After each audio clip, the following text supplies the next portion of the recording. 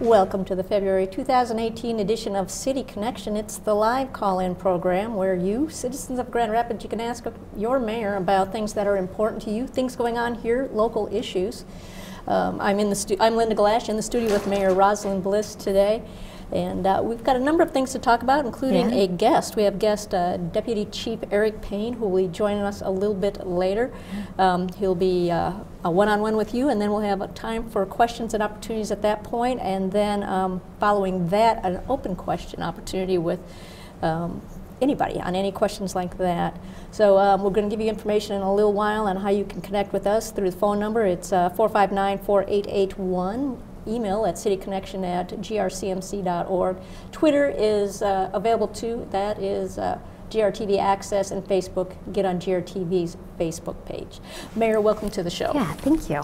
Well, in February, things are very, very busy, and I would say maybe one of the primary things on the plate for the city right now is choosing a new city manager with the retirement of Greg Sundstrom. Yes. City has taken a little bit of a step back, got down to some finalists through a search firm, and decided want to go a little bit deeper. So talk a little bit about where things stand. A week ago, we had a forum where the community got to meet 3 finalists at that point. Yeah, and you know, I try not to see it as a step back.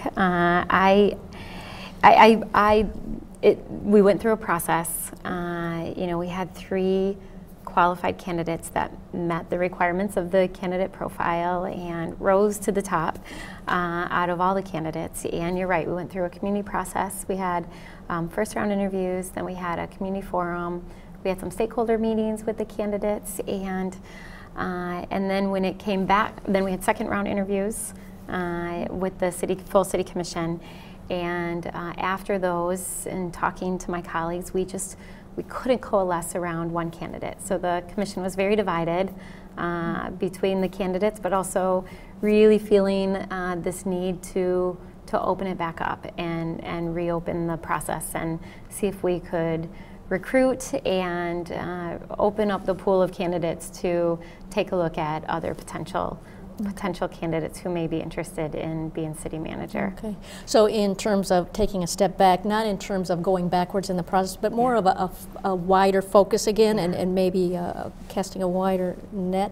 What was the sentiment of the commission members? What weren't commission members seeing that they were looking for? Yeah, you know, I don't want to speak for my colleagues. I think that, and I said this on Tuesday night, there were qualities about each candidate that I really liked, but there were also weaknesses, you know, whether that was coming from another city, and that's not necessarily a bad thing. So a couple of things about the process, and I've had a lot of conversations about the city manager search this past week, as you can imagine. So I try to remind people a couple things. One, we are one of the largest cities that have a city manager form of government. So many mid-sized larger cities, they have a strong mayor form of government, which is very different than ours. So when you look at other city managers, it's very likely they're going to come from smaller cities. Because when you look at the number of large cities that have city managers, there just aren't very many, especially in the Midwest. And so you always have to keep that in mind. And so it didn't necessarily surprise me that we had candidates from smaller cities, but that really needed to be coupled with extensive experience dealing with more complex community issues. And then one of our candidates had incredible experience, but not experience overseeing public safety, which is, you know, our police department and fire department are our largest departments in the city, really important departments. And then just wrestling with, you know, is the experience that candidate had, can you generalize to overseeing police and fire, and would they have the skills to do that and do that well and hit the ground running, especially when that's such a critical issue in our community. So those were some of the pros and cons that I think all of the commissioners weighed, and just in the end recognizing the importance of this position. So I also have reminded a lot of people in the community that this is a very critical position in our city. This is the individual, yes, they report to the city commission, but this is the individual that oversees over 1,500 employees, that oversees almost all of our departments, including police and fire and parks and economic development and HR and planning and design team. And so in the end, we need to feel that we have the absolute best candidate to move us forward.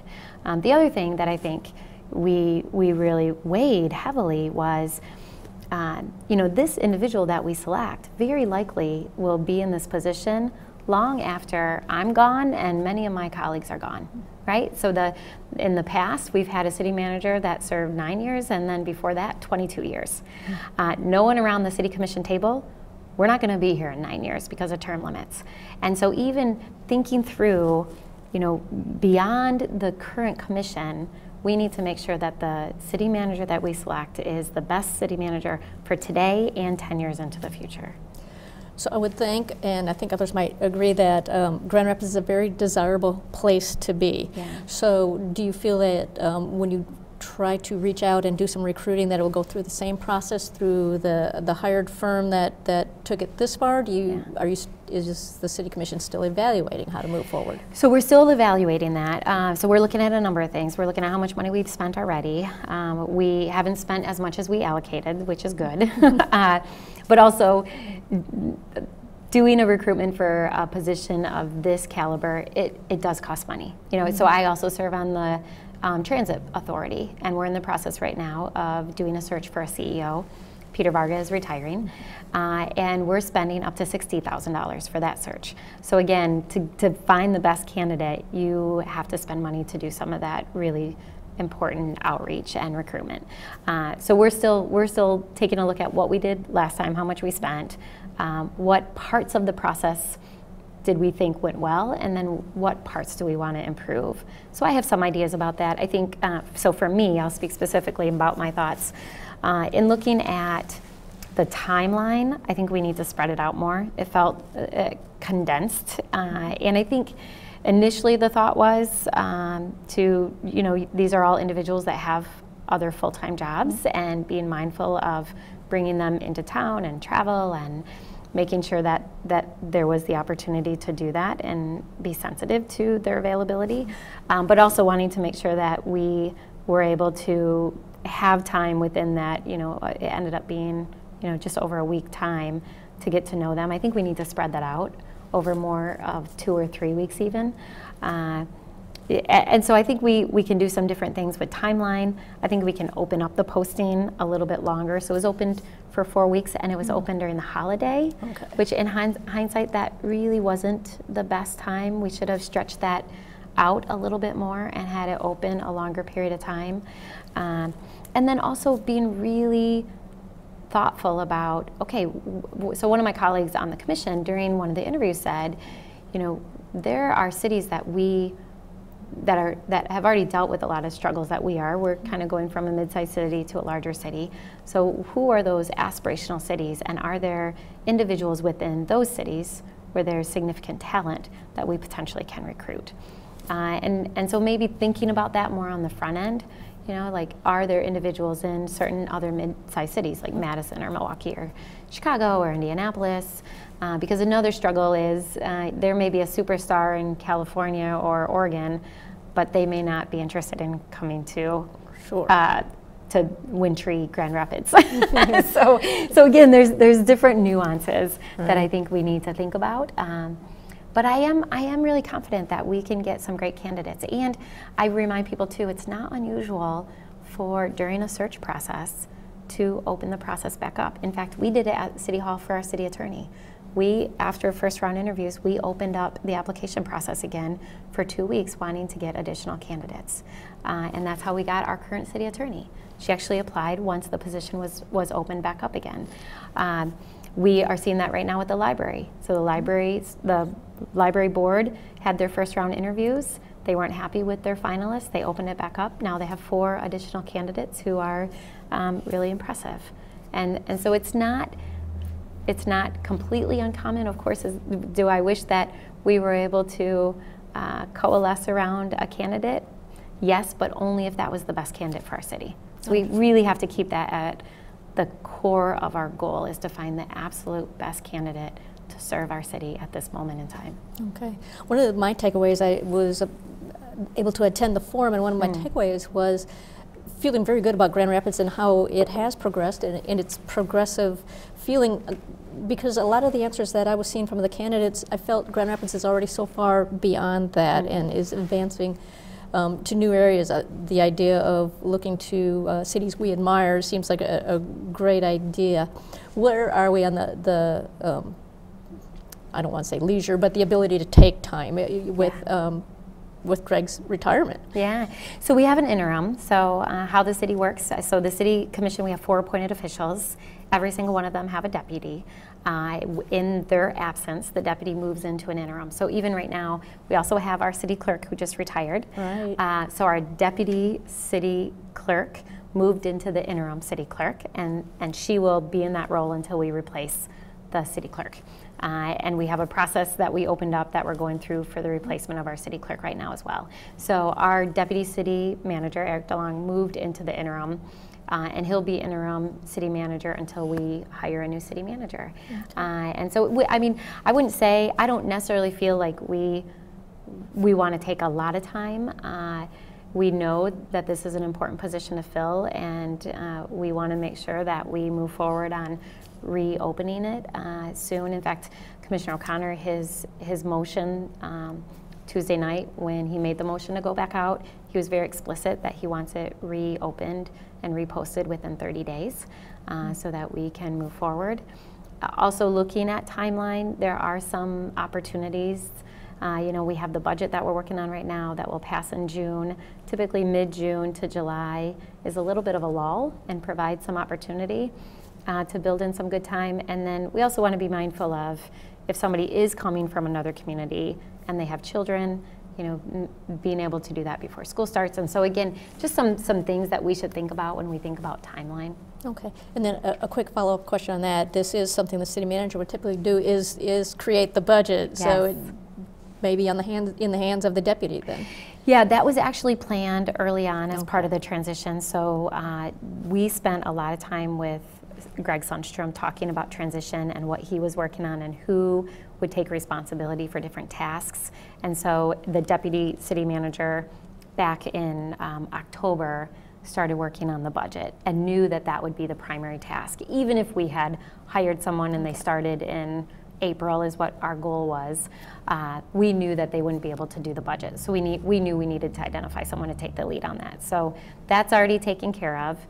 You know, I see this being a 4 to 5 month, expansion of what we initially had thought. Okay. Well, it's exciting times here in Grand Rapids for sure. You just gave a quick mention. Not only that is the city clerk's retirement. That's Darlene O'Neill after a number of years. 33. And oh my goodness. And that search is open as well. Yeah, so Darlene O'Neill, we had a celebration of her work last week, and had been with the city for 33 years and worked her way up, has been was deputy city clerk and then became our city clerk, and has served our city unbelievably well. I always call her probably one of the most authentic public servants I've ever been able to work with. And it's, like she said this at the commission meeting and then also at her retirement celebration, that, it's just time. She's given 33 years of her life, and she wants to spend time with her family and daughters and travel. And so we wish her well, although I'm sure she'll stay active in some capacity in the community once she takes a little bit of a breather. Okay. So. All right. Well, at 15 past the hour, we're going to take a break. Welcome them back when we will have Deputy Chief Eric Payne talking about community and police relations with the mayor. We'll be back after this break.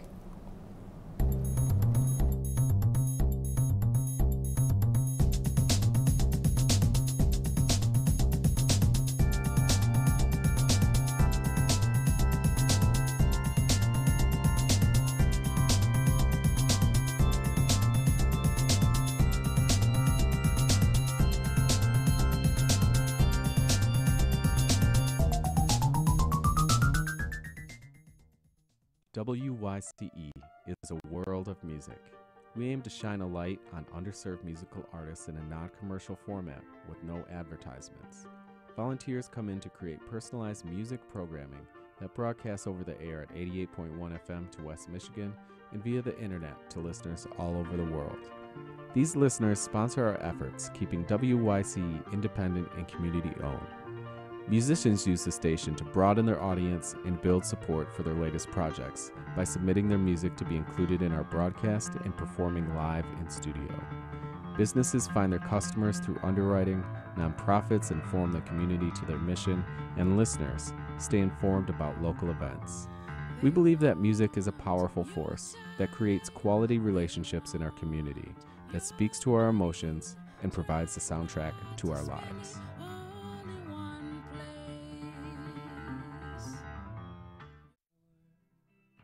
The Wealthy Theater is Grand Rapids' local movie theater and performance center. Since 1998, it has been a host to nationally touring music groups, local theater performances, and a variety of community events. Today, the Wealthy Theater is not only a landmark community treasure with historic significance, but a pioneer in the infusion of technology and traditional theater. Underneath the elegance and classic sensibility that defines Wealthy Theater, there is a matrix of new technologies. The theater is completely digital and outfitted with cameras and microphones for concerts, theater and comedy troupes, speakers and lecturers, and so much more. Experience all that Wealthy Theater has to offer. And bring a friend. Be surprised by the Wealthy Theater.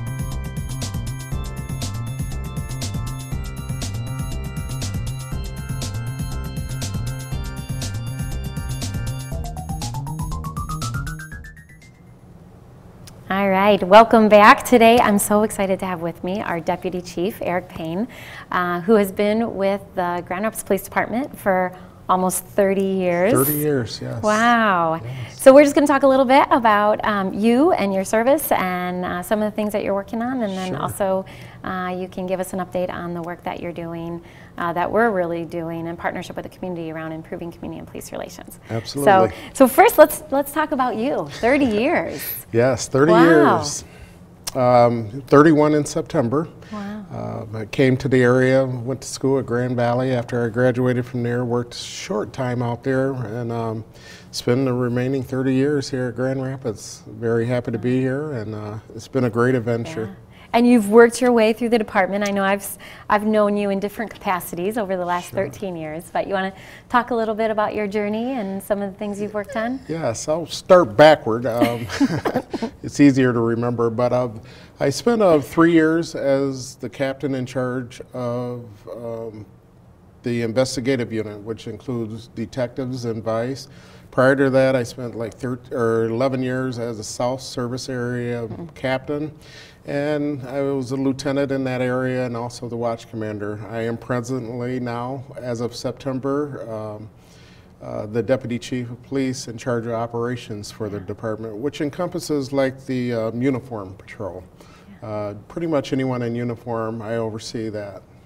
Well, we were happy to see you promoted into that position, so congratulations. Thank you. And speaking of detectives, it was probably just a week and a half ago that I was out at the opening of the new Children's Advocacy Center.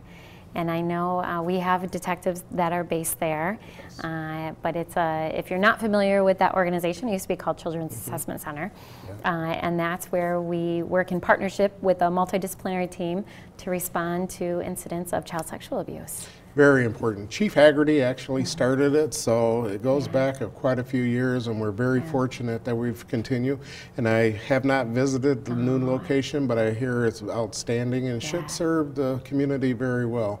But it's very worthwhile for something that's very traumatic as children that are being sexually abused. So it's an attempt to make a very tragic situation or trauma where they received a lot of trauma and try to mitigate that. Yeah, You know, it's an example of, we were just saying before we went back on air, that there's a lot of things that the department does and a lot of partners we have in the community to work on issues that we really don't talk about enough, that a lot of people in the community don't know about. And sometimes I feel like our work in collaboration with others is one of them. So one of them, obviously, an example is the work we do with the Children's Assessment Center. But our department actually has partnerships with other law enforcement departments and the Sheriff's Department, really on a number of issues. Absolutely. There's a wide range of with federal, state, and local partners. And not to go back to 2008, but there was a huge strain. We had to downsize a great deal.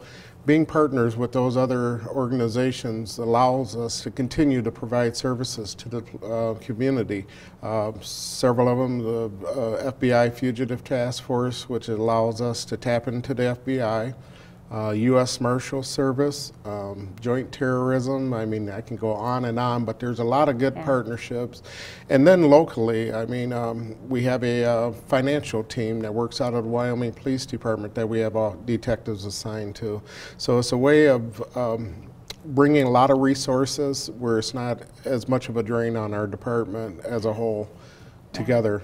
Yeah, it's good. And I know recently there was a presentation by a number of the chiefs and the sheriff, even around looking at crisis intervention teams. So some departments in the country, they have built-in crisis intervention teams where they either train law enforcement personnel or actually bring in professionals to work with some more high-risk cases where you're responding, where an individual either has a serious mental illness or a substance use, a significant substance use, and really trying to have a more proactive approach. And so I know there's a lot of talk in our community right now about that as well. Yeah, the area chiefs, that's a task that they've taken on, and we're working toward getting more officers trained in that area.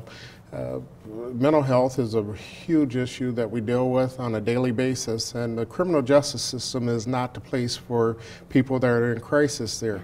Hopefully we can get them to the resources that they need instead of putting them in the criminal justice system, and we attempt to do that, but further training, identifying different programs we can steer them to, it'll just make us better and make that person better. Yeah. So one thing about being better, you have been actively involved in a lot of the work around community and police relations, and we're doing a lot in that area. We're doing a lot of great work in trying to enhance our direct contact and work with youth in the community.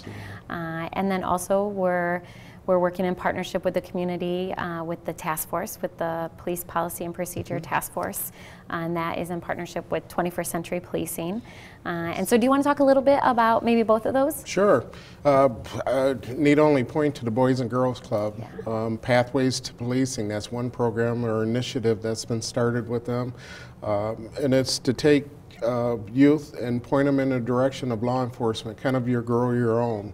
And just having that contact with the Boys and Girls Club, that's gone on for years, even longer than I've been here. So, but like the Camp O'Malley during the summertime, I think there was over 500 youths that attended the day-long summer camps.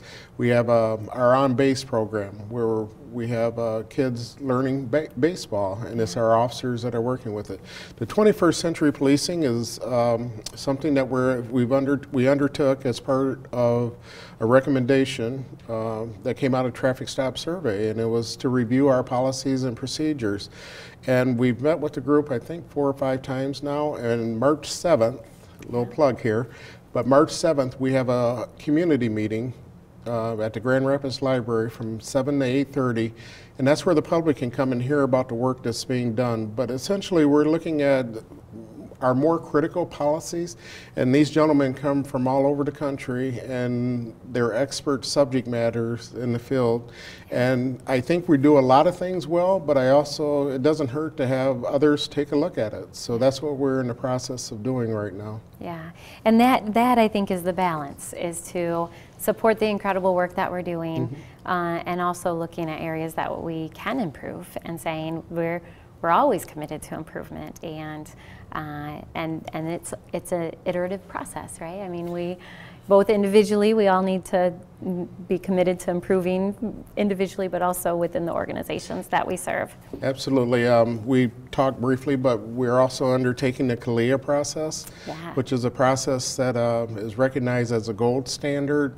And they also come in and review our policies and procedures. So simultaneously, we have two different processes going, although different, where our policies and procedures are being reviewed so that we can have the best practices that are recognized throughout the country in law enforcement. Yeah, and last year we had a couple incidents with youth, and we took that very seriously and are actually looking at a policy specific to responding when there's a youth involved, but also looking at our own internal training and enhancing that and making sure that we have training maybe you can speak to this, in responding appropriately to youth, especially with use of force. No, absolutely. We're looking at both of those areas, the training, which I think we have exceptional training here. I think we recognize, though, the interaction with youth is something that we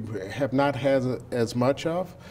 So that's being incorporated, or already has been incorporated. We're going through a use of force training right now, where the component of a youth being involved is a part of the training.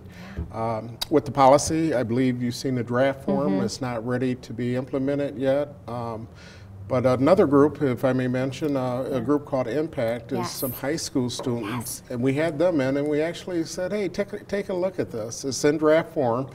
But they had a couple of recommendations that we're looking at implementing. So not only have you had seasoned law enforcement, the Good Commission look at this, but we also was able to show it to a group of high school students who also gave suggestions on what should be in the policy. So we hope to have that soon for the Commission to review. 21st Century Policing has looked at it. So we're trying to be as transparent as possible, but have a good solid policy that protects not only youth, but also our officers. There are times when force is necessary, unfortunately, with youth. So it's to make sure we have the proper training, proper policies in place to give our officers direction in dealing with it. Yeah, and that we only have a minute left, but I want to emphasize impact. So if you're not familiar with what that is, that you and Chief Rahinsky are committed to working with and listening to youth. And so Impact is a youth advisory committee. It's a group of young people who meet every single month with the chief. I think you attend those meetings as well. Deputy Chief Kittle. And Deputy Chief Kittle, thank you. And you talk about current issues and what you're working on, and you're asking for feedback, and that was started just a couple months ago.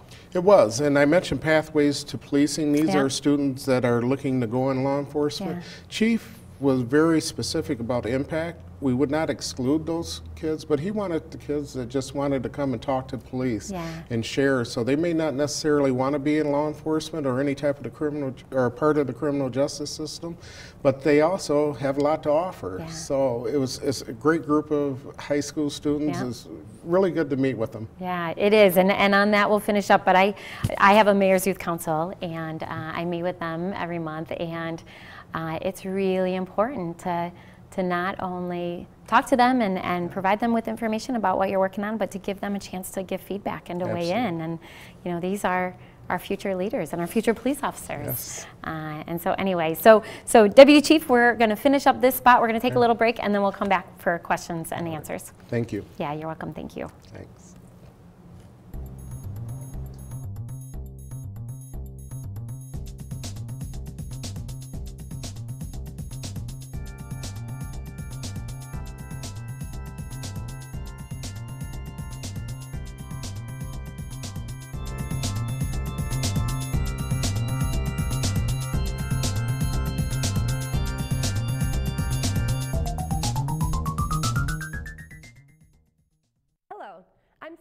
Anderson from the Creative Youth Center, and have I got some news for you. We are putting on a story slam at the Pyramid Scheme on Tuesday, March 6th, right here in downtown Grand Rapids, and you are invited. Last year, we asked local writers and storytellers to share their stories on stage in front of a live audience and compete for amazing prizes. It was a huge success, and I have a feeling this one is going to be even better. Fans of the Moth Radio Hour podcast will be familiar with the format. We choose a theme. This year, it's a new chapter, and our storytelling volunteers take the stage and share their tales. All you gotta do is show up, grab a drink, and all of the evening's proceeds go back into the Creative Youth Center's programs. I have the pleasure of hosting Story Slam, and I can guarantee you there will be some hilarious moments that you will not want to miss. At the CYC, we provide after-school creative writing programs and tutoring free of charge to all GRPS students in grades 1 through 12. The Grand Rapids Creative Youth Center prepares kids for life's adventures by supporting their writing and amplifying their voices. And we were able to do all of this thanks to donors and supporters like you. So head on over to our Facebook for ticket information or hit up our website at www.creativeyouthcenter.org to find out how you can be a part of what we do. And I'll see you.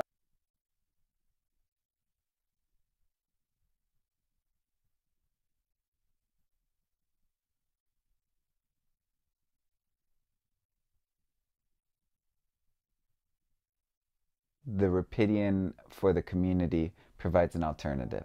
To be the eyes of somebody who's not there. It's more honest, more authentic, and more true. And you do have the freedom to talk about things because they're things that need to be talked about, not because they'll get readers or viewers or clicks. Sometimes it feels intimidating to write a news story or to write a story about a community issue. What I love about the Rapidian is that they make it really simple and easy. So it's not like you have to meet this deadline by this time. I'll be eating a sandwich in one hand and then I'm like typing in the other. I love the freedom to be able to write from wherever. I think it's a really powerful experience when people are able to tell their story and to be heard. Anyone can have a voice. Anybody can speak. It's a platform for the community to tell its own story in a very authentic way, and that's powerful. The community has to be involved in order for it to be sustainable. And so it tells you something about our community.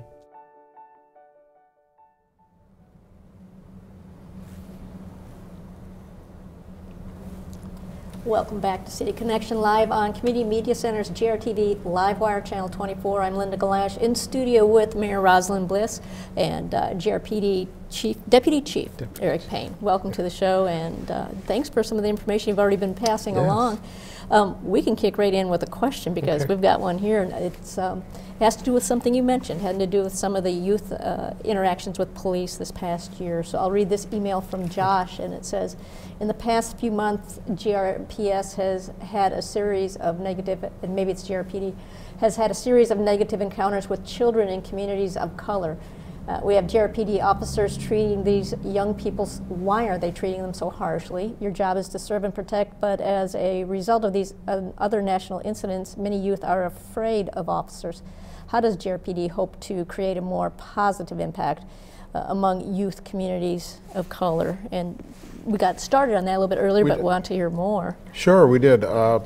And those were unfortunate incidents that did occur, but I would dare say we have a lot more interactions that are positive that just don't get the publicity that these two incidents, several incidents, received.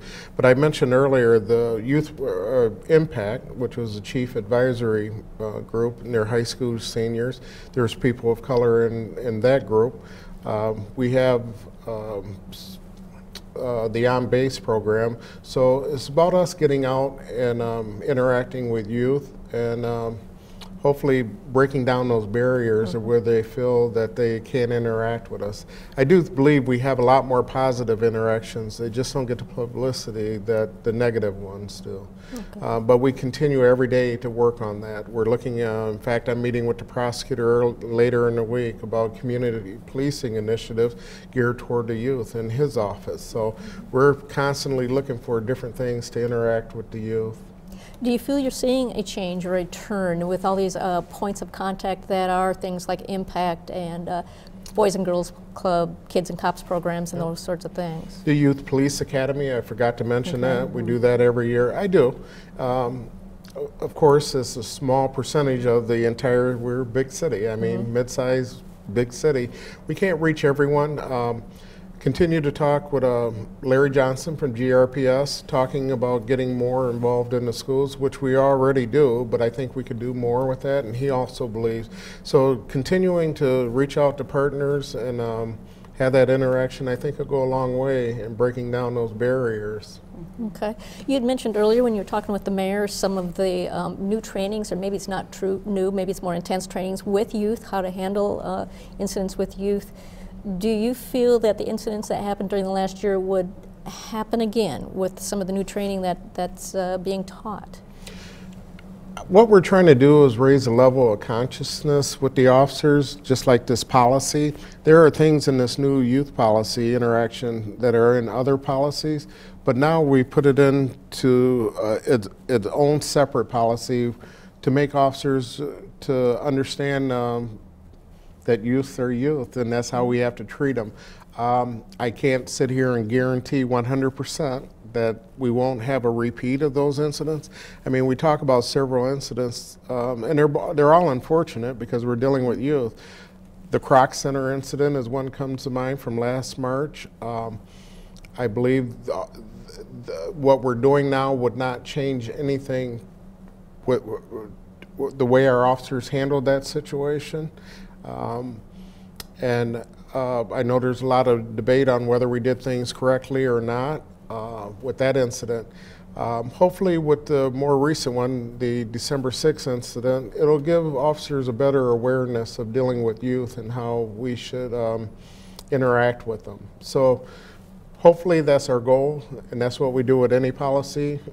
We implement the policy, train on it, and hopefully we have good outcomes from it. Okay. Well, the youth change rapidly, and the type of youth that we deal with now versus 10 years ago or 15 years ago, it's just a whole different world. Is the training ongoing? Is it evolving to take on changes? It definitely is. One of the systems we have, a part of our training is called the MILO system.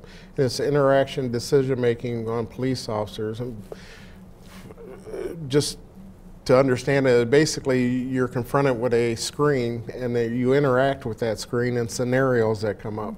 That's one part of where we're going to integrate youth into that training where it has not been before. I don't know of any other agency that's ever done this with this system. So again, we're kind of on the cutting edge, and we always look to make sure our training's up to date and again cutting edge, and hopefully that will help prepare our officers in dealing with the public. You've mentioned probably half a dozen different programs where the police and youth connect. How many youth do you think you are connecting directly with, even beyond community policing? Well, again, I think community policing is where we get our most bang for our buck, because we always have police officers out there. Mm-hmm. And it doesn't necessarily have to be a formal program, but just the interaction with youth. I see it every day or read about it in our logs. And officers interacting with youth. So to put a number on it, I can't really put a solid number on it, but it's our goal that every day our officers, whether they're community police specialists or just our normal beat officers, they're interacting with that youth. Mm-hmm. Yeah, and I have to add to that too. Being out in the community, I can't think of many community events I've gone to where there's not someone from the police department. So we have the neighborhood night outs, and we have neighborhood breakfasts, and we have community gatherings, and very, very often GRPD is present and interacting with families and with children. And that, that is, that kind of organic relationship is important, but I do think that the work that the department is doing with young people at Camp O'Malley is really amazing. I've worked with kids in my former job at St. John's Home. I've worked with kids who participated in On Base. So On Base is where the police officers work with kids in the neighborhood, and they do baseball through the summer. And I actually had at least a half a dozen kids from St. John's who participated, and I've had kids participate at the Boys and Girls Club and go out to camp, and it really is a life-changing experience when you have time to build that relationship. And that's really key, right? The heart of the solution here is building relationships and building trust. Knowing that no one's perfect, incidents may happen, But when you have the faith and the trust and the commitment to come together and do what is best for our community, I think that's really what drives this desire to do the best that we can do and to improve. Absolutely.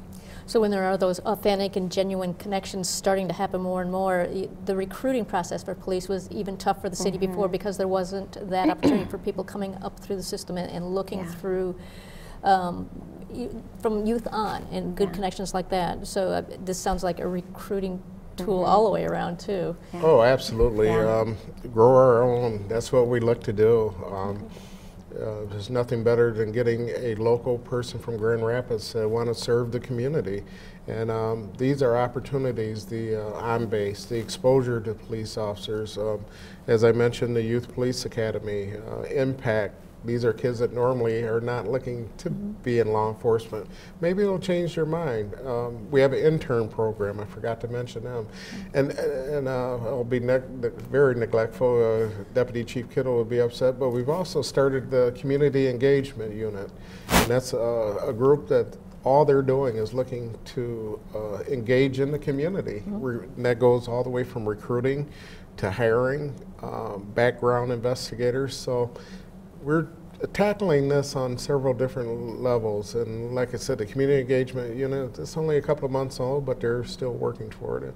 Well, and I'll add with the hiring piece, and Deputy Chief, you didn't mention this, but I really applaud the Chief and the department for looking at how do we recruit differently, how do we hire differently.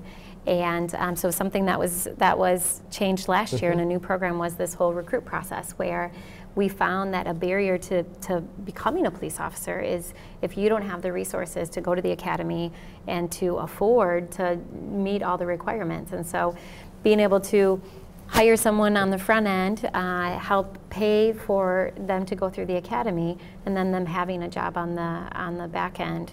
And so we had a recruit class, just the most recent recruit class, again, was one of the more diverse recruit classes that we've ever had, and that we've ever been able to hire. And that, I don't know if you want to speak to the success of that program, but. It is. I mean, it was very diverse, but I think they were the best candidates also out of that pool, and that's what we have to look for anytime we hire. But again, yeah, Barry, you're right.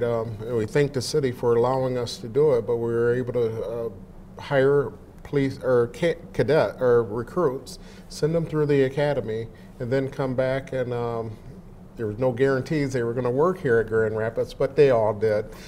This is where they wanted to be at, and they just started patrol a couple of weeks ago, that we were able to get them in, and we're looking to do that process this year, and maybe in some other forms a couple other times this year. So getting that diverse pool of candidates is very important for us, and that's one way of doing it. And the big part of that, which I appreciate, is exactly what we said. We want the best candidates, but we also want to look to see if there are barriers to opportunity. And then how do we look at our system and say, let's remove these barriers to create greater opportunity. And if a young person grew up here, is from Grand Rapids, they really want to be a police officer, but they don't have the resources, how do we assist, come alongside, and make that opportunity available? Yes. What are some of the barriers beyond the cost that the city's been able to identify and remove? We're competing with private sector. Okay. One of the things that we look at when it goes to diversity, it's very competitive to be a police officer. I mean, we have at least one that's an attorney. We have a lot of master's degrees, bachelor's degrees. So it takes a lot of schooling now to get in to be a qualified, and that's throughout the country. With that said, we're competing with the private sector, and when it comes to diversity, they're out recruiting those same individuals to be in their firms or like teachers. So that's one of the barriers we have to break down. I mean, police work can be dangerous. It could be, you know, weekends, holidays. So competing with that private sector is one barrier we have to look at. Okay. Deputy Chief Eric Payne, thanks for joining us today. Lots of great information, revealing a lot about some of the new programs. Thanks for being on the show. Thank you for having me. Thank you. We're going to take another break here on City Connection and be back in just a few minutes.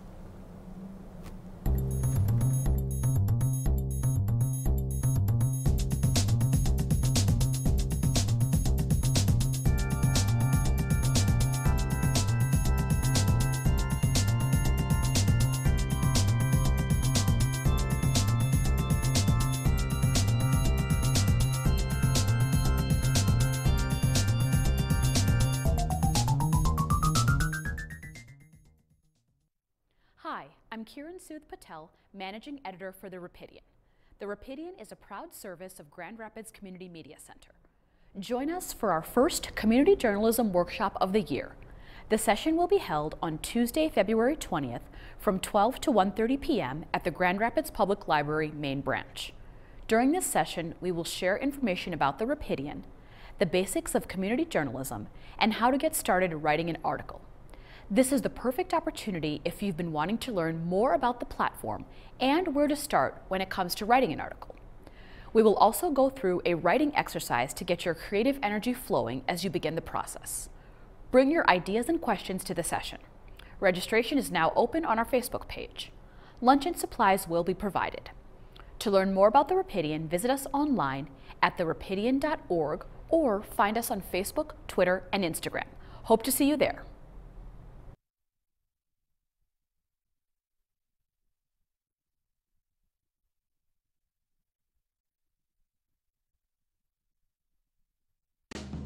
How do you build a strong local food economy?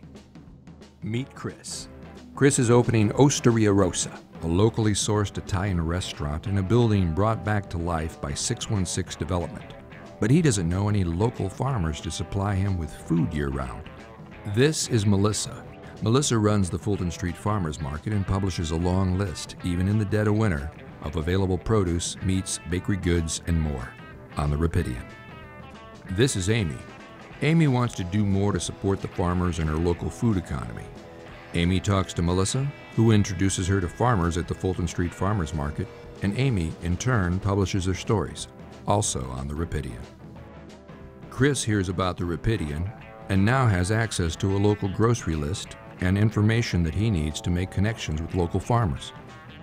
He feeds his patrons with local food year-round. Connections multiply. Meals are shared. A stronger local food economy is built.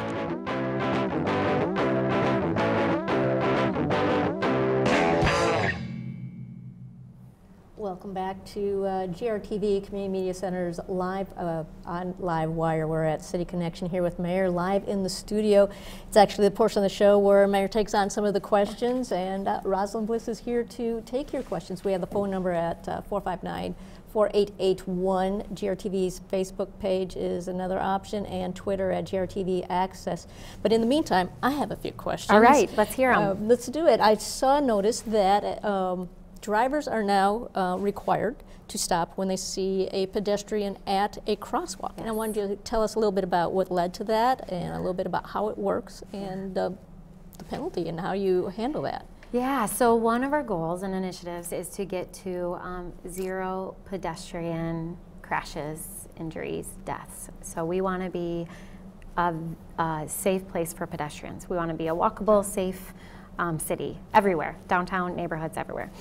So we're looking at our ordinances, and we're looking at the language in our ordinances, and we're looking at ways that we can strengthen those. So one of them was in the past at crosswalks, it was to yield, and so we changed that to stop. So now you have to stop if you see people in a crosswalk, not just the crosswalks where you have the big blinking lights, but every crosswalk. And so that strengthens that ordinance. But really we want people to be more aware of pedestrians and recognize that they have the right of way. And so this is one of those efforts. And it's coupled with a number of other things we're doing around education. We're also looking at the pedestrian crosswalks themselves. We're looking at some that are in areas that may need additional signage and lighting, or you may have seen, we've done quite a bit of testing this past year. So even on Wealthy Street, we added some yellow markers in the middle of the road that remind people that it's a crosswalk. So we're trying different techniques to increase safety. We did this over by Mary Free Bed. We added at a crosswalk blinking lights that if you hit a button, it'll blink to give drivers warning to slow down, that there's a person getting ready to stop, or I mean to cross, so that they have time to stop. So we're looking at multiple ways that we can put in some infrastructure to also help with this. So with this new ordinance, is there signage now that says so? Because let's say I saw a press release, but Yes. People coming into town for the night. I happened to observe this weekend it was a busy night in town, and we had a lot of events, including WIC's Jammies and other concerts, and kind of seeing people tentative. Do they step into the crosswalk first? If you see them at the edge of the sidewalk, how does it work? Yeah, so some of the signage, the crosswalks that have signage, we will be converting those. So we'll be doing that probably over the next couple months. But then also, a piece of it really is that educational piece. And we need to do a lot of that. We started that actually last year. We did a whole education campaign actually about cycling, and then we did education campaign around pedestrian safety, so we'll continue that work. Okay. Yeah. All right, well that's some good information, and again, making the city more friendly for pedestrians as well as cyclists. Right, another question is, and this is something you and I were talking with before we went on air, but the city's new website, talking about the education aspect, this is yet another place where people could learn more about it. Yes, I'm so glad you brought that up. So the website, I feel like we have been working on this website redesign for about a year and a half. It was a priority that you mentioned when you became mayor. It has been a priority of mine for a number of reasons. One is our old website was terrible. It was absolutely terrible. And it was extremely difficult to find information. When you did find information, it was a PDF. It was extremely difficult to even get information and education out there. And as being a city commissioner for 10 years, so often residents would call me, and I would have trouble finding the information on the website. And so my fundamental belief is that government is here to make your lives easier, right? That government should be all about what can we do to make you want to love living in your city, but also make your lives easier as residents, as businesses. And we also want an engaged community. Well, you can't be engaged if you don't have access to current information. And that's another thing I had heard as a commissioner, is that people would find out about something after the fact. Even though it was available electronically, they couldn't find it. It wasn't easily accessible. I heard this with payments, right? People who struggled and then would be stuck with late fees. So anyway, the updating of the website to me was more than just about creating a better looking website. It was truly about it being driven by the community and becoming a place where people could find information, engage with the community, and feel empowered to do that. And so we went through a good year-and-a-half long process. We worked with a company called Open Cities, and the entire process was customer driven. It was driven by residents. So from the very front end, we started identifying users in the community to work with us, and really in partnership with us, to help not just design the website, design the information, but also as the website was being built through the iterative process, individuals in the community were with us along, and they were giving us immediate feedback on what needed to be improved. And so it's truly, I hope you go to the website. There's a spot for residents and businesses. There's an open data portal. So again, that's been another big push of mine, is to have open data that people have access to. So about a year ago, we passed an open data policy at the city. And so all of that is on the website. There's still obviously more work to do, because you have to constantly be updating content. But it's a much more user-friendly, but also resident-informed and driven website. One of the features that you'd mentioned the last time you were on the show, I think, was taking payments online. Yes. And that's just one, pretty much a small feature, but what are some of the other elements that have really enhanced the site? Yeah, so you can do pretty much everything on site. So the intent of the website was to become truly a digital city hall, that you should be able to, from both your desktop, your laptop, or your smartphone. So that was another priority, is we know that 60% of users they connect with the city through their smartphone. And so we wanted you to be able to do everything from your handheld device. But you'll be able to go on to the website and fill out applications. So let's say you're a small business owner and you want to open a business, or you need a license, you can do all of that online. You can submit your permit request online. If you want to apply to serve on a board or commission, you can do that electronically now. So when I first became mayor, you had to go print off a PDF, hand fill it out, mail it in, or drop it off at the clerk. You don't have to do that anymore. It's really a couple clicks of the mouse to fill out the information and submit it. And that was another thing. We wanted to take all of that documentation and make it very easy to complete and to submit electronically. Website is? www.grcity.us. Okay. And then you mentioned it being a data-driven site, or that being a large element of it.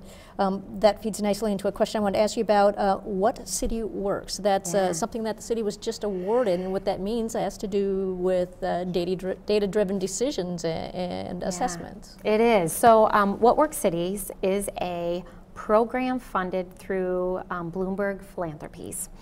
And Bloomberg Philanthropy, several years ago, they opened up this program to work with 50 large cities with the intent of how do we use resources and best practices to help cities become a data-driven city.